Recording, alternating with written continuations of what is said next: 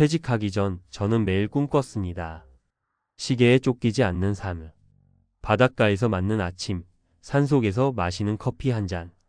그렇게 캠핑카 한 대 몰고 전국을 여행하는 은퇴 생활을 계획하며 수년을 보냈죠.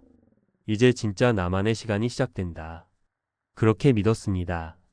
그런데 막상 캠핑카를 타고 떠난 지 3달이 지나자 생각지도 못한 현실이 하나둘씩 저를 깨우기 시작했습니다. 불편함, 외로움, 그리고 예상보다 훨씬 큰 비용. 꿈이 현실이 되는 순간 낭만은 사라지고 생존이 남더군요. 요즘 캠핑카 은퇴가 트렌드처럼 떠오르지만 실제로는 철저한 준비 없인 금방 후회하게 되는 선택입니다. 오늘은 캠핑카 은퇴 생활이 왜 로망에서 좌절로 바뀌는지, 그리고 무엇을 반드시 고려해야 하는지에 대해 이야기해 보려 합니다. 1. 캠핑카 생활 생각보다 불편하다. 캠핑카는 작은 집이 아닙니다. 그냥 움직이는 차에 가까워요. 물론 내부에 침대도 있고 싱크대도 있지만 실제로 며칠 이상 살아보면 불편한 점이 한두 가지가 아닙니다. 수도 문제, 물탱크에 물을 채워야 하고 쓰고 나면 또 배수를 해야 합니다. 아무 데서나 하수 처리가 안 되기 때문에 지정된 캠핑장이나 시설을 찾아야 하죠. 귀찮음은 물론이고 시간과 돈도 들죠. 화장실과 샤워 문제, 샤워가 자유롭지 않습니다. 여름엔 괜찮지만 겨울엔 실내 온수가 부족하거나 밖에서 해결해야 하는 불편이 따릅니다. 공간의 제약, 방이 좁습니다. 짐도 제한적이고 움직이는 것도 조심스러워요. 허리나 무릎이 안 좋은 분들에겐 특히 불편합니다. 실제 사례 60세 정년 퇴직 후 캠핑카 산 김창식 씨. 서울.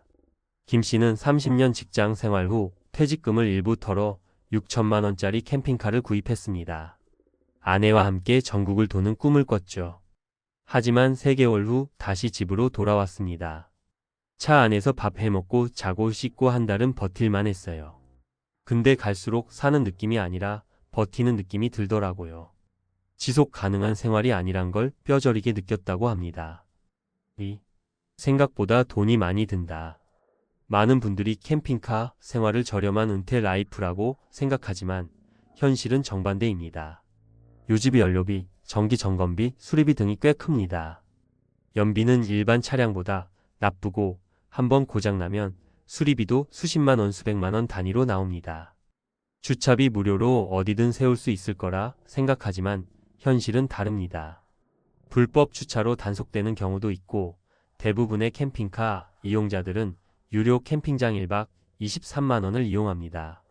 생활비, 집이 줄어든다고 해서 지출이 줄어드는 건 아닙니다. 식비, 외식비, 각종 소소한 비용은 계속 생깁니다. 인터넷과 전기도 일정 수준 이상으로 쓰려면 별도 장비도 필요하죠. 실제 사례, 이 부부 캠핑카 여행 중 재정난 겪은 박정순 씨, 광주. 박 씨 부부는 퇴직 후 전국 일주에 나섰습니다. 캠핑카에 로망을 품고 3천만 원을 투자했죠. 그러나 6개월 만에 여행을 접고 차를 중고로 되팔았습니다. 기름값만 한 달에 60만 원, 캠핑 장비와 식비까지 합치면 한 달에 150만 원이 훌쩍 넘었어요. 연금만으론 안 되더라고요. 차를 팔 땐 중고값이 생각보다 낮아서 손해도 꽤 봤습니다. 3. 외롭고 병원도 멀다. 캠핑카 생활의 또 다른 현실은 고립입니다. 사회적 관계가 급격히 줄어들고 위급 상황에 대처하기 어렵습니다. 의료 접근성 시골이나 외곽에서 자주 머무르게 되면 병원 접근이 어렵습니다. 특히 당뇨, 고혈압, 관절 질환 등 만성 질환을 가진 분들은 정기적인 진료가 필수인데 이를 놓치기 쉽습니다.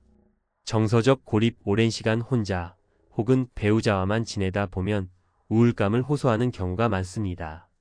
특히 혼자 캠핑카 생활을 선택한 경우 고독사가 현실로 다가올 수 있습니다.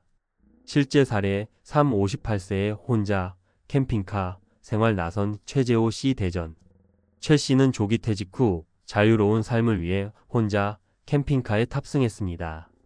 하지만 겨울이 되자 정서적으로 무너졌습니다. 누군가랑 말 한마디 안 하고 하루가 끝나는 날도 있었어요. 처음엔 좋았는데 점점 무서워지더라고요. 결국 우울증 약을 처방받고 다시 원래 살던 곳으로 돌아갔습니다. 캠핑카 은퇴 준비 없이 하면 망합니다. 캠핑카 은퇴 생활이 무조건 나쁜 건 아닙니다. 철저히 준비하고 여행이 아니라 일상으로 생각하며 계획한다면 얼마든지 성공적인 삶이 될 수 있습니다. 단, 현실적인 점검은 반드시 필요합니다. 점검 포인트 5가지. 재정 계획이 있는가? 최소 1년 생활비 유지비 계산 필수. 연금 외 수입원도 고려해야 함. 의료 시스템을 어떻게 활용할 것인가? 이동 경로에 따라 병원, 약국, 응급시설 체크 필요. 한개월 이상 캠핑카 체험을 해봤는가? 렌트 캠핑카로 미리 체험해보는 것을 강력 추천. 사회적 관계를 유지할 방안이 있는가? 외로움과 고립을 막기 위한 소셜 루틴이 있어야 함. 고정 주거지가 완전히 없는 상태인가? 캠핑카가 유일한 집이 되면 심리적법적 불안정 요소가 큼. 맺으며 꿈을 현실로 만드는 건 준비다. 캠핑카에서 시작한 은퇴 생활, 정말 멋진 그림입니다. 하지만 그 그림 뒤에는 수도와 하수 문제, 연료비 걱정, 외로움이라는 캔버스가 깔려 있습니다. 꿈은 좋습니다. 그러나 현실을 감안한 준비 없이 뛰어들면 그 꿈은 3개월 만에 악몽이 될 수도 있습니다. 캠핑카 은퇴, 정말 원하신다면 먼저 한개월 단기 여행부터 해보세요. 그리고 현실을 철저히 체크하세요. 그래야 비로소 후회 없는 은퇴의 길이 열릴 수 있습니다. 퇴직 후 캠핑카 탔는데 3달 만에 후회했습니다. 캠핑카 은퇴 생활, 반드시 고려해야 할 3가지 핵심 체크 포인트. 은퇴 후 캠핑카를 타고 전국을 여행하며 여유롭게 사는 삶, 누구나 한 번쯤 꿈꿔봤을 법한 시나리오입니다. 실제로 국내에서도 캠핑카 은퇴 생활을 준비하는 중장년층이 점점 늘고 있습니다. 하지만 이동형 주거 생활이라는 특수성을 제대로 이해하지 못한 채 캠핑카를 구입하면 수개월 만에 큰 후회와 경제적 손실을 겪을 수 있습니다. 본 글에서는 퇴직 후 캠핑카 생활을 준비하려는 분들이 반드시 점검해야 할 3가지 핵심 요소를 중심으로 실제 사례와 함께 전문가적인 관점에서 정보를 전달합니다. 1. 캠핑카 생활은 주거 대체가 아니라 여행 특화 생활이다. 많은 은퇴자들이 캠핑카를 이동하는 작은 집이라고 생각합니다. 그러나 실상은 불완전한 주거 대체 수단에 가깝습니다. 거주 편의성 부족, 실내는 좁고 동선이 제한적이며 냉난방 효율도 낮습니다. 특히 노령층에게는 무릎, 허리 부담이 큽니다. 기초 인프라 부족, 상수도, 하수도, 전기, 화장실 모두 자급자족해야 하며 그만큼 유지관리가 어렵습니다. 동절기하절기 취약성, 한여름엔 과열되고 겨울엔 난방이 어려운 경우가 많아 계절별 생존력 차이가 큽니다. 전문가 조언. 캠핑카 구입 전 최소 24주간 렌트 캠핑카를 이용한 시뮬레이션 체험이 필요합니다. 단기 체험 없이 바로 차량을 구입하는 것은 리스크가 매우 큽니다. 2. 캠핑카 생활은 저비용 은퇴가 아니다. 유지비 과소평가주의. 캠핑카 은퇴 생활이 경제적이라는 인식은 매우 위험합니다. 오히려 정착형 주거보다 더 많은 지출이 발생할 수 있습니다. 항목 평균 월 비용 예시. 연료비 약 40만 70만원. 유료 캠핑장 이용 1박 23만원 월 5,090만원. 차량 정비 및 보험 월 평균 1,020만원. 식비 및 생활비 약 50만원 이상. 중고차 감가상각. 캠핑카는 되팔 때 감가상각률이 일반 승용차보다 높습니다. 초기 구입가의 4,050% 수준으로 거래되는 경우가 많습니다.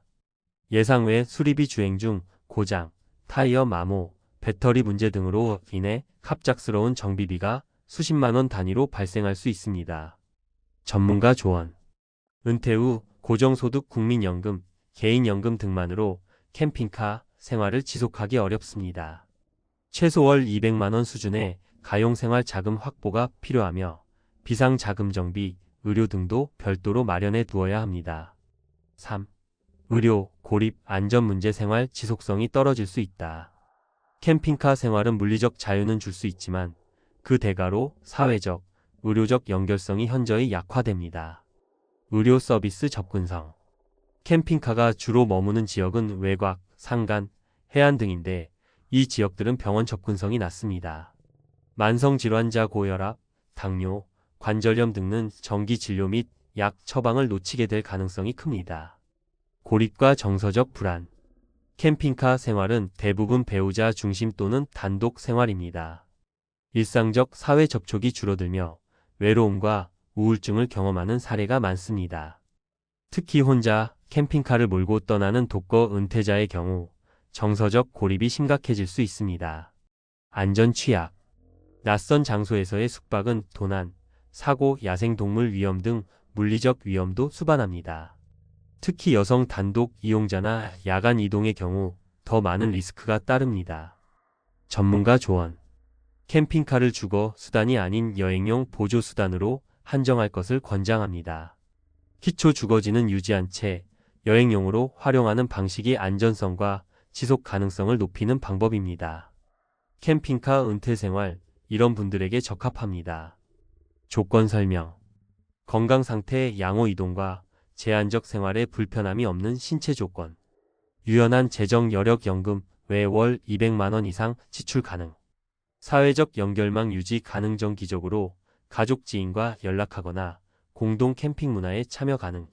의료 서비스 대안 마련. 정기 진료가 필요하지 않거나 전국 병원 이용 계획이 확보된 경우. 유사 경험 보유 과거 캠핑 또는 차량 생활 경험이 있는 경우. 적응력이 높음. 결론. 캠핑카는 은퇴의 탈출구가 아니라 은퇴 후의 옵션일 뿐이다. 캠핑카 은퇴 생활은 준비된 사람에게는 충분히 가치 있는 선택이 될 수 있습니다. 하지만 철저한 사전 시뮬레이션, 재정 계획, 건강 관리, 사회적 대안이 없이 무턱대고 뛰어드는 경우 그 선택은 낭만이 아니라 후회로 이어집니다. 캠핑카는 현실을 도피하기 위한 수단이 아니라 준비된 사람만이 누릴 수 있는 모빌리티형 라이프 스타일입니다. 실제로 해보지 않고는 모릅니다. 반드시 단기 체험과 수익 지출 시뮬레이션을 선행한 뒤 최종 결정하시길 바랍니다. 아니, 34년을 성실히 일했는데 이 돈으로 은퇴 후를 어떻게 살라는 건가요? 이 말을 들은 순간 저도 모르게 할 말을 잃었습니다. 한평생을 공무원으로 일한 선배의 푸념이었죠. 많은 사람들은 이렇게 생각합니다. 공무원은 연금이 있으니 노후 걱정 없잖아. 맞습니다. 공무원 연금은 민간 직장보다 상대적으로 안정적입니다. 하지만 문제는 우리가 생각하는 안정과 실제 은퇴자들이 느끼는 현실 사이에는 큰 간극이 있다는 겁니다. 이 글은 그 간극을 보여드리기 위해 씁니다. 공무원이든 누구든 은퇴 준비는 남 얘기가 아닙니다. 누군가는 후회하고 누군가는 깨닫고 누군가는 그 늪에서 다시 일어나고 있습니다. 우리 모두에게 필요한 건 환상이 아닌 현실을 직시하는 용기입니다. 1. 연금만으로는 절대 부족합니다. 61세 김 선생님의 사례.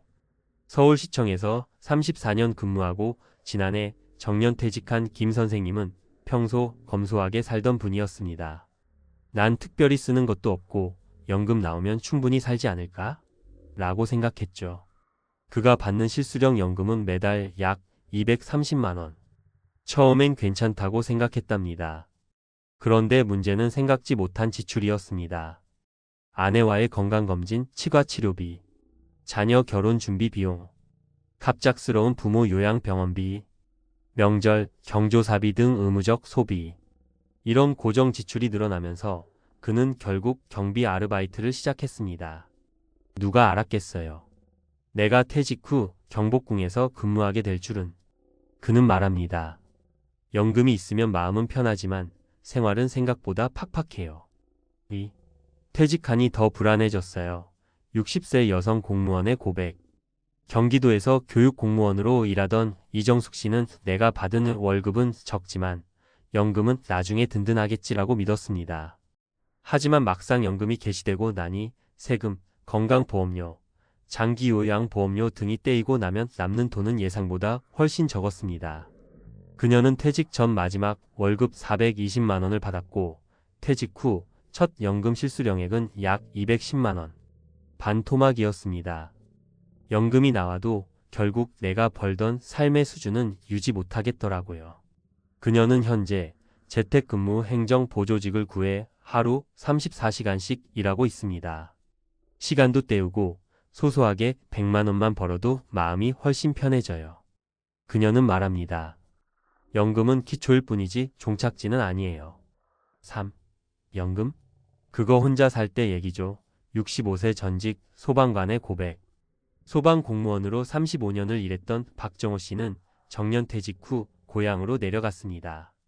집도 있고 연금도 있고 농사도 좀 짓고 평생 여유롭게 살 줄 알았죠. 하지만 그의 예상은 틀렸습니다.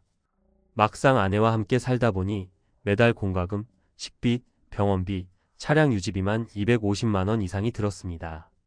연금 실수령은 약 280만 원이었지만 거기에 추가 지출이 생기면 순식간에 적자가 나기 시작했습니다. 혼자 살면 연금으로 살 수 있죠. 하지만 둘이 살려면 말이 달라요. 그는 지금 지역 시청에서 노인복지센터 차량 운전을 하며 한 달 9만 100만 원 정도를 추가로 벌고 있습니다. 솔직히 아직도 일해야 하는 게 좀 억울하긴 해요. 하지만 안 그러면 마음이 너무 불안하니까. 공무원 연금의 진실 제대로 알아야 합니다. 많은 사람들은 공무원 연금이 황금 티켓이라고 생각합니다. 하지만 실상은 이렇습니다. 연금 실수령액은 세후 약 18만 250만 원 수준. 기존 생활비를 그대로 유지할 수 없음. 가족, 의료, 경조사 등의 변동 지출이 존재함. 결국 재취업이나 소득 활동이 필요한 경우 다수. 더욱이 공무원 연금은 해마다 세금 부담이 증가하는 추세이고 추후 제도 개편 가능성도 존재합니다. 즉, 연금 하나에 의존해서는 결코 안정적인 은퇴 생활을 유지할 수 없습니다. 그렇다면 어떻게 준비해야 할까? 생활비 다운사이징 연습. 퇴직 전부터 매달 쓰는 고정 지출을 정리하고 소비 습관을 낮춰야 합니다. 소득 다변화 계획 수립. 은퇴 후에도 일할 수 있는 자격증, 재택근무, 온라인 강의 등 다양한 소득 수단을 마련해야 합니다. 마음가짐 리셋. 일은 끝났다가 아니라 새로운 방식으로 다시 시작하자는 유연한 사고가 필요합니다. 이왕 해야 하는 일이라면 내가 즐길 수 있는 일을 찾아야 오래 갑니다. 마무리하며 공무원이면 걱정 없잖아라는 말, 이제는 낭만에 불과합니다. 34년을 일하고도 은퇴 후 다시 일을 시작하는 분들이 적지 않습니다. 연금이 있다고 안심하지 마세요. 은퇴 후 진짜 싸움은 소득이 끊긴 그 순간부터 시작됩니다. 공무원이든 민간인이든 우리가 준비해야 하는 건 현실적인 은퇴 전략입니다. 그래야만 남은 인생을 불안 대신 존엄으로 채워갈 수 있으니까요. 34년 일하고 받는 연금이 이 정도라고요? 공무원 연금의 오해와 은퇴 후 재취업 현실을 바로 보다. 공무원 연금에 대한 사회적 인식은 여전히 낭만적입니다. 공무원은 연금이 있으니 노후 걱정 없겠다. 하지만 실제 은퇴한 공무원들의 삶을 들여다보면 그 인식은 단순한 착각에 불과합니다. 연금은 분명 노후의 한 축을 담당하지만 그 자체로 충분한 은퇴 대책은 될 수 없습니다. 지금부터 전문가적 관점에서 공무원 연금의 구조, 수령액의 현실, 그리고 왜 재취업이 선택이 아닌 필수가 되고 있는지 구체적으로 살펴보겠습니다. 1. 공무원 연금의 수령액은 얼마나 될까? 공무원 연금은 국민연금보다 월등히 많다는 인식이 있지만 실제 수령액을 보면 생각보다 낮은 경우가 많습니다. 평균 수령액 2024년 기준은 대략 월 230만 원 전후, 상위 직급이어도 세후 실수령액은 25만 270만 원 수준입니다. 여기에 건강보험료, 장기요양보험료, 세금이 공제되기 때문에 실제 체감 소득은 더 낮아집니다. 예를 들어 퇴직 전 400만 원 이상 수령하던 월급 생활자 입장에서 보면 은퇴 후 절반 수준의 소득으로 생계를 꾸려야 하는 것입니다. 2. 연금만으로는 생활이 어려운 이유. 공무원 연금의 가장 큰 문제는 고정성과 예측 가능성이라는 장점이 생활비 상승과 변동 지출 앞에서 무력화된다는 점입니다. 연금은 늘어나지 않는데 생활비는 나날이 올라갑니다. 특히 이런 지출이 문제입니다. 부부 모두의 건강 관련 지출 증가 치과, 병원, 한방 등, 자녀 지원 결혼자금, 손주 돌봄 등, 경조사비, 교통비, 통신비, 자동차 유지비 등 필수 소비, 지역사회활동 또는 여행 등 은퇴 이후의 삶의 질 유지 비용. 이러한 지출 항목들은 생각보다 빠르게 그리고 반복적으로 발생합니다. 연금만으로는 감당하기 어려운 상황이 쉽게 도래할 수 있습니다. 3. 은퇴 후 공무원의 재취업 현실. 많은 공무원들이 퇴직 후엔 좀 쉬자고 생각하지만 실제로는 재취업 시장을 기웃거리게 되는 경우가 대부분입니다. 그 이유는 단순히 경제적 이유뿐만 아니라 심리적 안정, 정체성 유지, 사회적 연결성 회복 등이 복합적으로 작용하기 때문입니다. 은퇴 공무원의 주요 재취업 사례. 경비원, 공공시설 안전요원. 평균 수입 월 10만 150만 원. 정시 출퇴근, 단순 반복 업무가 많음. 지자체 산하 공공기관 계약직. 행정보조, 운전, 상담, 환경관리 등. 전직 경력 활용 가능하지만 단기 계약이 일반적. 자격증 기반 업무 요양보호사, 사회복지사 등. 체력 부담 있음. 시간제 근무 가능성이 높음. 4. 공무원 연금 수급자에게 필요한 은퇴 전략. 단순히 연금이 나오니까 괜찮겠지라는 생각은 위험합니다.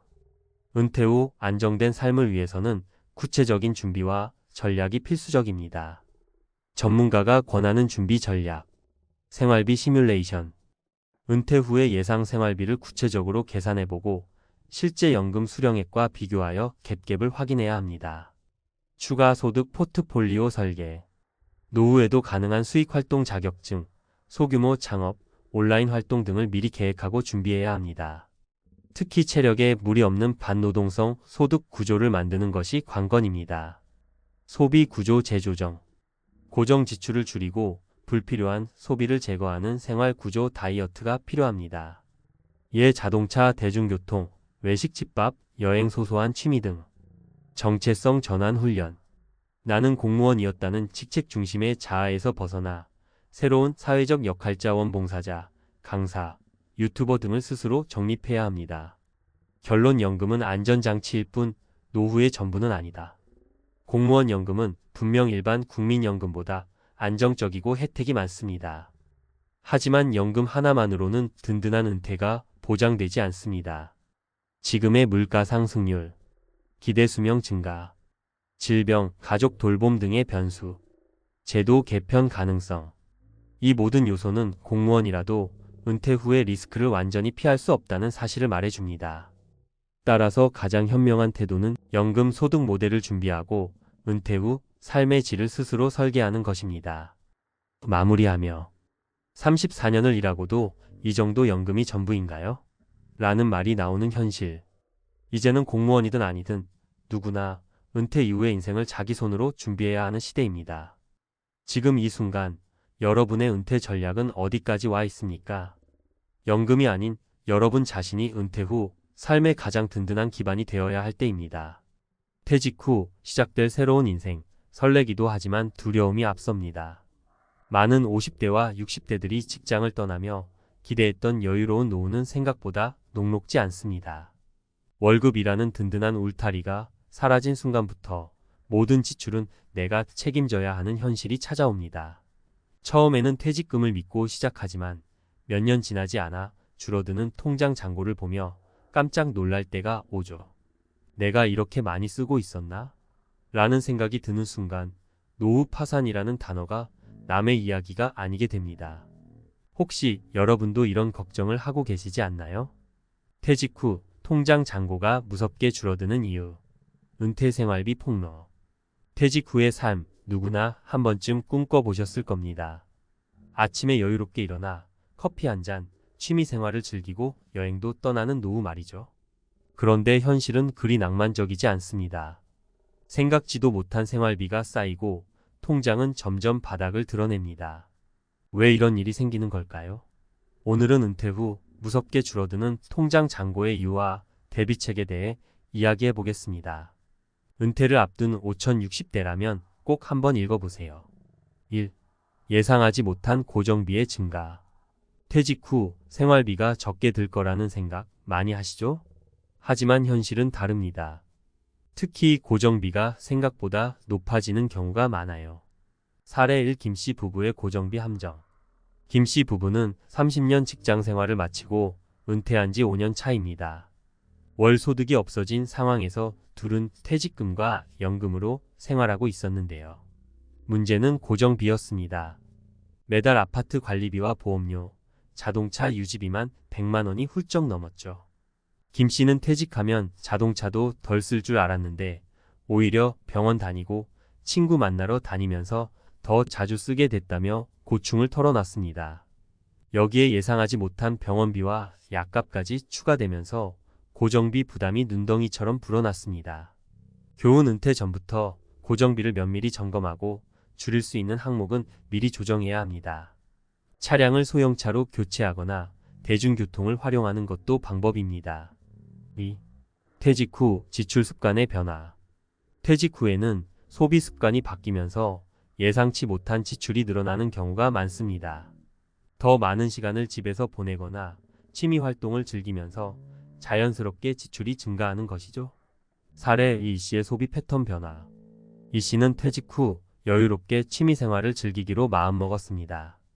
그런데 문제는 취미가 생각보다 비용이 많이 드는 활동이었다는 점이죠. 골프를 시작했는데 장비 구입비와 회비로 몇백만 원이 금방 나갔습니다. 여기에 주말마다 친구들과 함께 즐기는 외식비까지 늘어나면서 통장 잔고가 빠르게 줄어들었습니다. 이 씨는 퇴직 전에는 시간도 없고 바빠서 돈 쓸 일이 없었는데 이제는 오히려 시간 때문에 돈을 더 쓰게 된다며 걱정을 토로했습니다. 교훈 새로운 취미를 시작하기 전에 비용을 철저히 따져보고 무리한 소비는 자제해야 합니다. 취미도 저렴하게 즐길 수 있는 방법을 찾아보세요. 3. 자녀 지원비 예상 밖의 부담.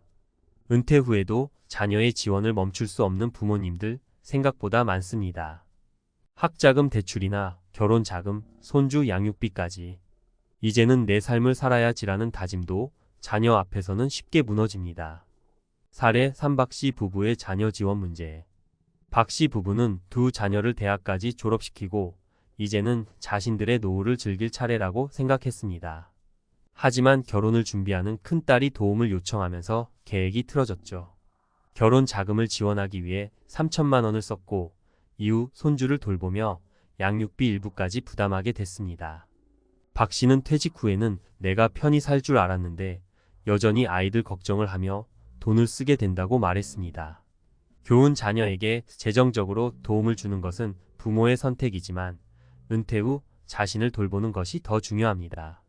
자녀와 솔직히 대화하며 재정적인 경계를 설정하세요. 통장을 지키기 위한 3가지 대비책. 이제는 이런 상황을 미리 대비하는 것이 중요합니다. 은퇴 후에도 통장을 건강하게 유지하기 위한 방법 3가지를 알려드릴게요. 고정비를 줄여라. 은퇴 전부터 지출 항목을 꼼꼼히 점검하고 불필요한 고정비를 줄이는 것이 최우선입니다. 보험료를 재조정하거나 대출을 미리 갚아 부담을 줄이세요. 소비 습관을 재점검하라. 새로운 소비 습관이 생길 수 있으니 지출 패턴을 미리 점검하세요. 큰돈이 들어가는 취미 대신 소소한 취미로 대체하는 것도 좋은 방법입니다. 자녀와 대화하라. 자녀에게 재정적인 지원을 계속할 수 없다면 솔직하게 상황을 이야기하세요. 부모가 무리하게 지원하면 결국 모두가 힘들어질 수밖에 없습니다. 마무리. 퇴직 후의 삶은 준비한 만큼 달라집니다. 은퇴를 앞둔 지금 여러분의 통장은 안전한가요? 생활비를 면밀히 점검하고 불필요한 지출을 줄이면서 나만의 기준을 세우세요. 미래를 위해 지금의 준비가 필요합니다. 그러지 않으면 통장은 생각보다 더 빨리 비어버릴 수 있습니다. 이제는 준비를 시작할 때입니다. 여러분은 어떻게 준비하고 계신가요? 퇴직 후 통장을 지키는 법 전문가가 알려주는 현실적 전략. 퇴직 후 줄어드는 통장 잔고에 대해 이야기하면 많은 사람들이 고개를 끄덕입니다. 은퇴를 앞둔 사람들에게 가장 큰 걱정거리 중 하나가 바로 이것이죠. 그런데 문제는 그저 걱정만 한다고 해결되지 않는다는 데 있습니다. 준비되지 않은 은퇴는 통장이 비어가는 속도를 빠르게 하고 그 결과는 심리적 불안으로 이어질 수밖에 없습니다. 오늘은 전문가의 시선에서 퇴직 후 통장을 지키고 안정된 은퇴 생활을 영위하기 위한 구체적인 방법을 말씀드리겠습니다. 1. 고정비의 구조적 문제. 비용 다이어트가 먼저다. 퇴직 후에도 고정비는 계속 나갑니다. 월세, 관리비, 보험료, 자동차 유지비, 그리고 건강관리비까지 줄줄이 이어지죠. 문제는 대부분의 고정비가 한번 설정되면 쉽게 줄이기 어렵다는 겁니다. 이 때문에 고정비는 은퇴 후 재정 관리의 첫 번째 장애물이 됩니다. 핵심 전략, 고정비 다이어트 실천하기. 고정비를 줄이기 위해서는 단기적이고 실질적인 조치가 필요합니다. 예를 들어 큰 집에서 살고 있다면 공간이 넓은 집을 유지할 필요가 있는지 점검해야 합니다. 자녀들이 독립한 후에도 30평, 40평 아파트에 살며 높은 관리비를 부담하는 경우가 많습니다. 다운사이징을 통해 관리비를 줄이고 남은 자산을 노후 자금으로 활용할 수 있습니다. 보험료 역시 점검 대상입니다. 50대, 60대에는 보장이 큰 보험 상품을 여러 개 들게 되는데 은퇴 후에는 수익 없이 보험료를 부담하기가 쉽지 않습니다. 가입된 보험을 정리하거나 보장을 줄여 고정비를 줄이는 방법도 고민해 보세요. 2. 취미활동 즐겁지만 위험할 수 있다. 은퇴 후 시간은 많아지지만 그만큼 지출도 증가할 가능성이 큽니다. 특히 취미와 관련된 비용은 빠르게 늘어나는 경향이 있습니다. 여행, 골프, 캠핑 등 고비용 취미는 계획 없이 시작하면 통장을 비우는 주범이 될 수 있습니다. 핵심 전략, 현실적 취미 설정하기. 취미를 가지는 건 매우 중요합니다. 하지만 고비용 취미를 선택할 땐 반드시 예산을 세워야 합니다. 예를 들어 매달 일정 금액을 취미 예산으로 설정하고 그 안에서 활동을 계획하세요.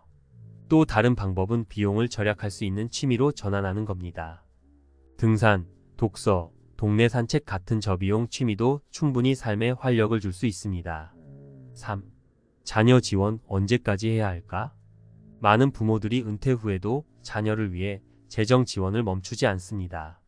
학자금 대출, 결혼 자금, 심지어 손주 양육비까지 책임지는 경우가 많죠.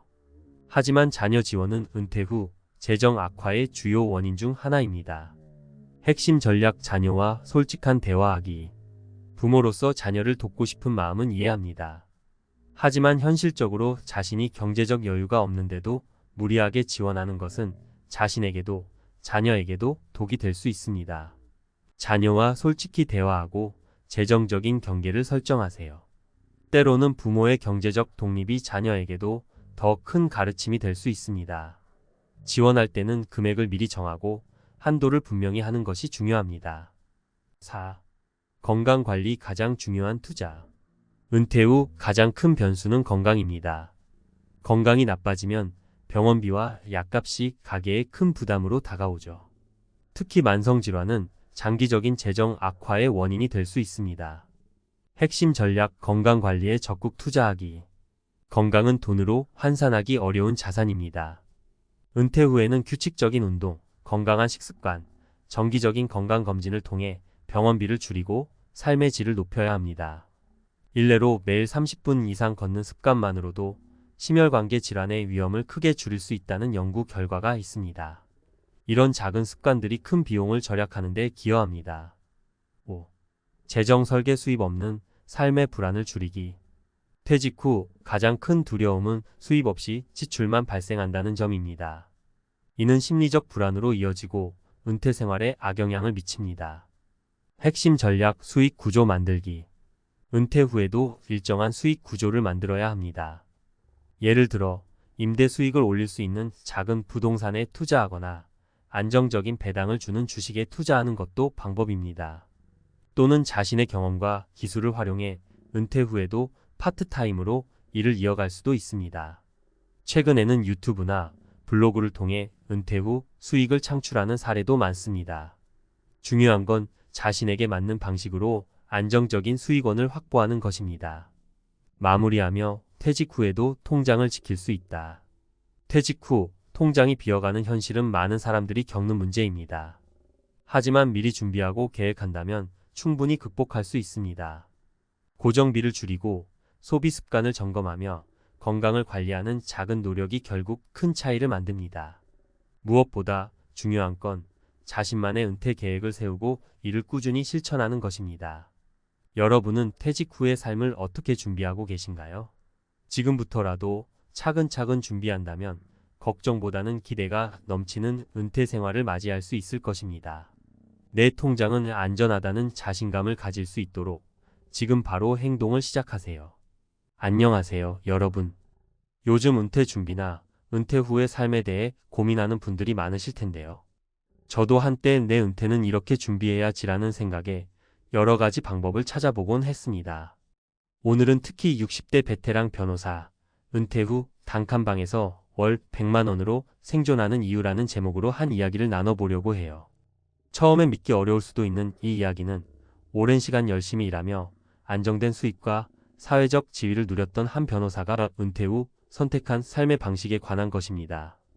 바로 단칸방에서 월 100만 원으로 생활하며 자신만의 철학과 가치를 지켜나가는 이야기인데요.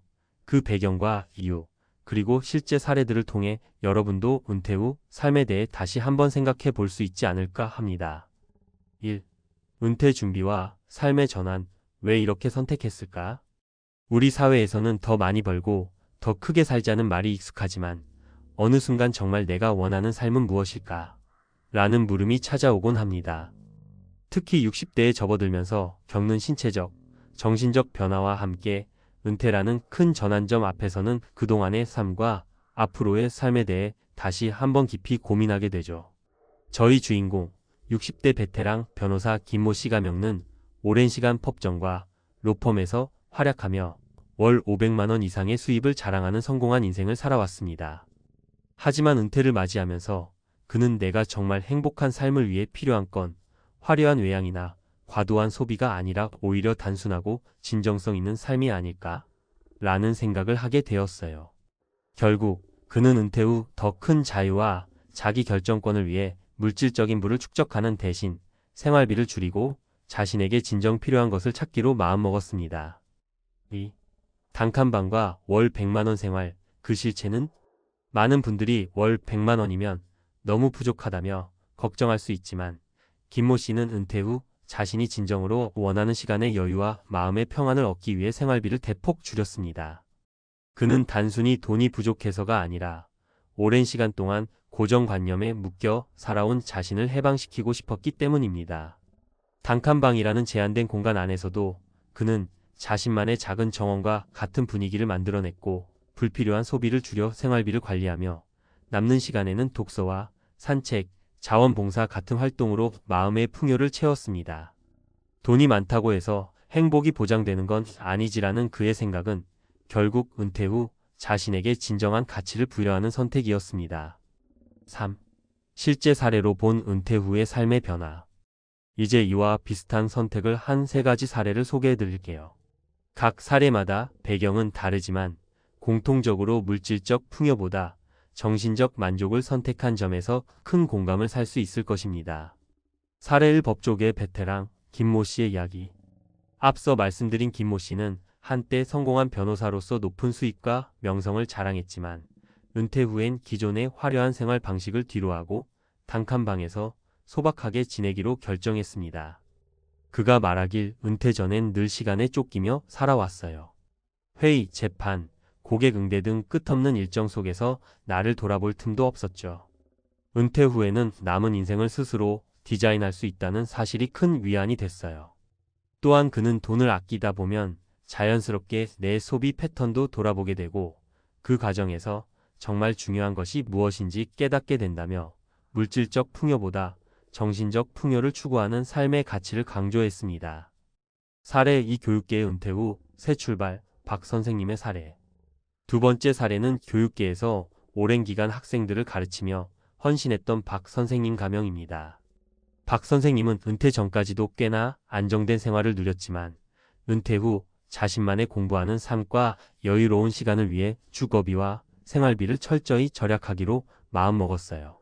저는 은퇴 후에도 꾸준히 글을 쓰고 새로운 공부를 하고 싶었습니다. 그래서 큰 집이나 호화로운 생활보다는 작은 원룸에서 경제적으로 독립적인 삶을 선택했죠. 그 덕분에 매일 아침 커피 한 잔과 함께 조용히 책을 읽으며 하루를 시작할 수 있어요. 박 선생님의 선택은 삶의 질은 돈이 아니라 시간과 마음의 여유에서 나온다는 메시지를 강하게 전달합니다. 사례 3. 기업 경영에서 벗어나 새로운 인생, 이 대표님의 전환. 세 번째 사례는 한 기업의 중견 경영진 출신인 이 대표님 가명입니다. 이 대표님은 은퇴 전까지는 고소득을 누리며 화려한 생활을 즐겼지만 은퇴 후에는 모든 것을 내려놓고 심플한 삶을 살아가기로 결정했어요. 기업을 운영하면서는 매일같이 수많은 결정과 스트레스에 시달렸습니다.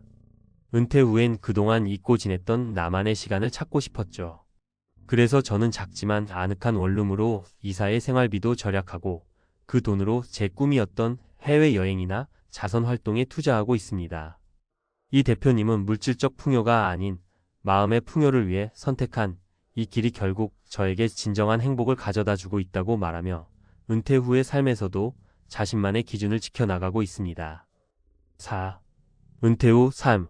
우리가 선택할 수 있는 다양한 길. 이처럼 각기 다른 분야에서 성공을 거둔 사람들이 은퇴 후엔 자신에게 진정으로 필요한 것이 무엇인지를 고민하고 물질적인 욕심을 내려놓은 채 삶의 본질을 추구하고 있습니다. 우리가 흔히 생각하는 풍족한 은퇴 생활은 꼭 고급 주택이나 호화로운 소비만을 의미하지 않습니다. 오히려 자신에게 맞는 경제적 부담을 줄이고 내면의 성장을 도모하는 삶 역시 충분히 가치 있고 만족스러운 삶이 될 수 있다는 점을 이 사례들은 잘 보여주고 있지요. 은퇴를 앞두고 있거나 은퇴 후의 삶에 대해 고민하는 분들께 전하고 싶은 메시지는 남들이 정해준 성공의 기준에 얽매이지 말고 자신의 가치관과 행복을 다시 한번 생각해 보라는 것입니다. 김모 씨, 박 선생님, 이 대표님의 사례에서 보듯 각자의 경험과 상황에 맞는 선택은 결국 자신만의 행복을 가져다주는 열쇠가 될 수 있습니다. 여러분도 은퇴라는 인생의 큰 전환점을 맞이할 때 단순히 물질적인 풍요뿐 아니라 내면의 평안과 삶의 의미를 되돌아보며 자신에게 가장 맞는 길을 선택해 보시길 바랍니다. 마지막으로 이 글을 읽고 계신 여러분도 혹시 은퇴 후의 삶에 대해 불안감이나 두려움을 느낀다면 잠시 멈춰서 자신에게 묻어보세요. 나는 앞으로 어떤 삶을 살고 싶은가? 그리고 그 답을 찾기 위해 지금부터 작은 변화들을 시작해 보세요. 단순함 속에서 발견하는 진짜 행복, 그것이 바로 우리가 모두 추구해야 할 삶의 방식이 아닐까 하는 생각을 여러분과 나누며 이 글을 마칩니다. 여러분의 은퇴 후 삶이 진정한 자유와 행복으로 가득하길 진심으로 응원합니다. 은퇴 후 삶에 대해 전문가의 시각으로 한번 깊이 들여다보려고 합니다. 60대 베테랑 변호사, 은퇴 후 단칸방에서 월 100만 원으로 생존하는 이유라는 제목을 들으면 아마 많은 분들이 정말 그런 선택을 할 수 있나? 라는 의문이 들 것 같은데요.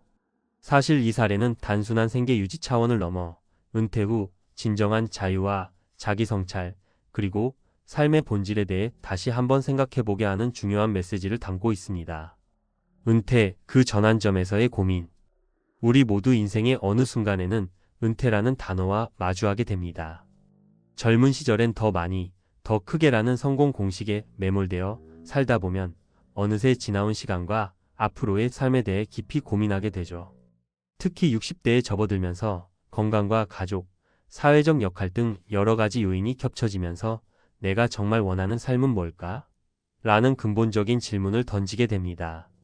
한때 법정과 로펌에서 이름을 날리며 높은 수익과 명예를 쌓았던 한 60대 변호사의 이야기를 보시면 은퇴가 단순히 일을 멈추는 것이 아니라 그동안 잊고 지냈던 내면의 소리를 듣고 스스로를 다시 디자인하는 기회임을 알 수 있습니다. 이 변호사는 은퇴 후 화려한 소비와 높은 생활 수준을 유지하기보다는 오히려 물질적 욕심을 내려놓고 단순한 삶의 방식을 선택했습니다. 많은 사람들이 왜 굳이 단칸방에 살면서 월 100만 원으로 생활해? 라고 의아해할 수 있지만 여기에는 그만의 깊은 이유와 철학이 숨어 있습니다. 단순한 삶, 그 속에 숨은 자유와 평안. 은퇴 후 단칸방에서 생활하는 선택은 단순히 돈이 없어서라는 문제가 아닙니다. 오히려 수십 년 동안 쌓아온 사회적 지위와 재산에도 불구하고 진정한 행복과 마음의 평화를 찾기 위해 의도적으로 물질적 부담을 줄이고 자신에게 필요한 것에 집중하겠다는 결심의 표현입니다. 더 많은 물질적 풍요가 반드시 행복을 가져다 주진 않는다라는 인생의 교훈을 몸소 체험한 결과라고 할 수 있지요. 이 변호사 씨는 은퇴 전 분주한 일정과 끊임없는 업무에 시달리며 자신을 잃어버린 경험이 많았다고 합니다. 매일 반복되는 회의, 재판, 고객 상담 속에서 진짜 나가 누구였는지, 어떤 삶을 살고 싶은지에 대한 고민은 뒷전으로 밀려났죠. 그러던 어느 날 은퇴를 앞두고 자신에게 이대로 가도 내가 행복한가? 라는 질문을 던지게 됐습니다. 그리고는 과감히 기존의 생활 패턴을 내려놓고 간소하지만 나답게 사는 삶을 선택한 것입니다. 단칸방이라는 제한된 공간 속에서도 그는 자신만의 시간을 만들어 갔습니다. 작은 방 한켠에 자그마한 서재를 꾸미고 매일 아침 조용히 커피 한 잔과 함께 독서를 즐기며 하루를 시작하는 모습은 단순한 생활이 가져다주는 자유와 평안을 상징합니다. 내게 정말 필요한 것은 남들이 정해준 성공의 기준이 아니라 내가 스스로 선택한 시간과 공간이라는 생각이 그의 삶을 지탱하는 원동력이 된 셈입니다. 전문가가 본 은퇴 후 삶의 재정의. 전문가 입장에서 보자면 은퇴 후의 삶은 단순히 경제적 안정만을 의미해서는 안 됩니다. 오히려 그동안 쌓아온 경력과 경험을 바탕으로 내면의 성장을 이룰 수 있는 기회로 삼아야 한다고 봅니다. 경제적 자유와 정신적 풍요는 서로 배타적이지 않습니다. 오히려 물질적 욕심을 줄이고 자기 자신과의 대화를 통해 진정한 행복의 기준을 재정의하는 과정이 필요합니다. 최근 여러 연구에서도 은퇴 후 단순한 생활을 선택한 사람들이 그렇지 않은 사람들보다 정신적 만족도와 삶의 질이 높다는 결과가 나오고 있습니다. 복잡하고 빠르게 변하는 사회 속에서 스스로에게 여유를 주고 심리적 안정을 찾는 것이 오히려 장기적으로는 건강과 행복에 긍정적인 영향을 미친다는 것이죠. 우리가 흔히 풍족한 은퇴 생활이라고 상상하는 것은 반드시 고급 주택과 호화로운 소비가 아니라 자신에게 맞는 삶의 방식 그리고 그 안에서 찾는 소소한 기쁨일 수 있다는 점을 잊지 말아야 합니다. 구체적인 사례들이 주는 시사점. 이와 비슷한 사례는 단 한 사람의 이야기로만 국한되지 않습니다.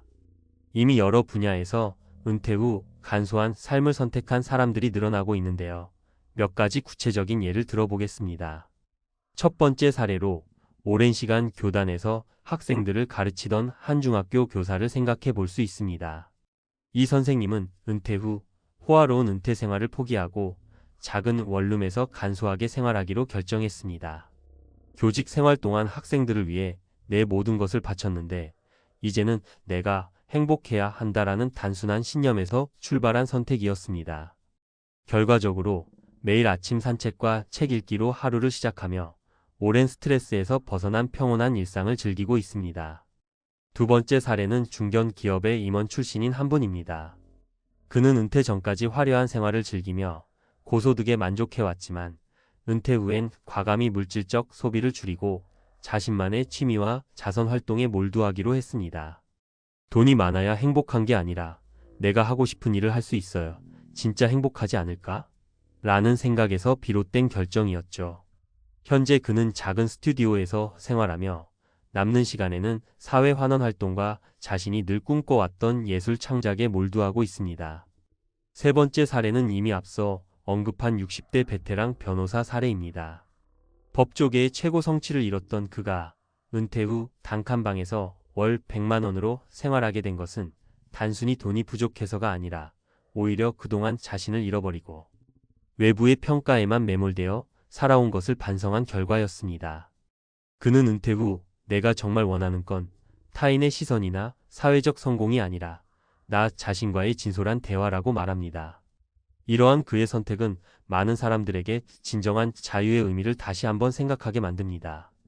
은퇴 후 나만의 기준으로 사는 삶. 여러분, 중요한 것은 우리가 은퇴 후 어떤 삶을 살아갈 것인가에 대한 답은 각자 다를 수 있다는 점입니다. 누군가는 여전히 바쁘게 일을 하며 새로운 도전을 선택할 수도 있고 또 다른 누군가는 지금처럼 자신만의 시간을 가지고 내면의 성장을 도모할 수도 있습니다. 중요한 것은 사회가 정해준 성공의 기준에 얽매이지 않고 스스로에게 솔직해지는 것입니다. 특히나 오랜 시간 타인의 기대와 사회적 규범에 맞춰 살아온 사람들이라면 은퇴라는 큰 전환점을 맞아 자신의 진짜 모습을 다시 한번 들여다볼 필요가 있습니다.